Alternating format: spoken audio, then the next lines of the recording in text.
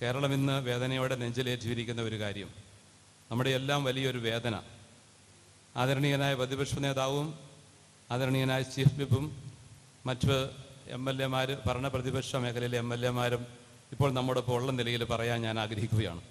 മറ്റൊന്നുമല്ലത് മുനമ്പം വിഷയമാണ്. മുനമ്പത്തെ പ്രിയപ്പെട്ട മത്സ്യത്തൊഴിലാളികൾ വലിയ ആധിയിൽ കഴിഞ്ഞുകൂടുന്ന ഒരു പ്രത്യേക സന്ദർഭമാണിതെന്ന് നമുക്കറിയാം.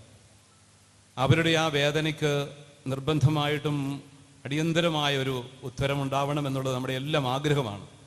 അത് കേരളത്തിൻ്റെ വേദനയാണത്. അവർ സ്വന്തമാക്കിയ, അവർ വില കൊടുത്ത് വാങ്ങിച്ച ആ ഭൂമി ഇന്ന് വക്കഭൂമിയാണെന്ന് അവകാശവാദം ഉന്നയിക്കുമ്പോൾ അടിസ്ഥാനമില്ലാത്ത ഈ വാദത്തിന് മുമ്പിൽ അടിപതറാനായിട്ട് പാടില്ല.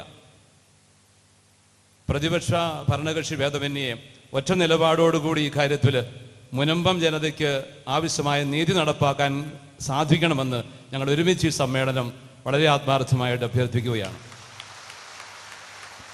അതോടൊപ്പം തന്നെ വഖഫ് നിയമത്തിൽ ആവശ്യമായ ഭേദഗതികൾ പഠിച്ചിട്ട് തീർച്ചയായിട്ടും വരുത്തേണ്ടത് ആവശ്യമാണ്. അത് ജാതി വ്യത്യാസങ്ങൾക്ക് അതീതമായി ഇസ്ലാം സമൂഹത്തിനും ഹൈന്ദവ സമൂഹങ്ങൾക്കെല്ലാം ഗുണകരമായ രീതിയിൽ വഖഫ് നിയമത്തിൻ്റെ ഇപ്പോഴുള്ള അവസ്ഥയ്ക്ക് തീർച്ചയായിട്ടും ഭേദഗതി ആവശ്യമാണെന്ന് വിശ്വസിക്കുന്നവരാണ് ഈ കേരളത്തിലെ നല്ല പങ്കാളുകളും. അത് ഏതെങ്കിലും ഒരു വിഭാഗത്തിന് വേണ്ടിയിട്ട് പറയുന്നതല്ല. നമ്മുടെ ഇസ്ലാം സഹോദരങ്ങൾക്കും തീർച്ചയായിട്ടും അത് ഗുണകരമാകും.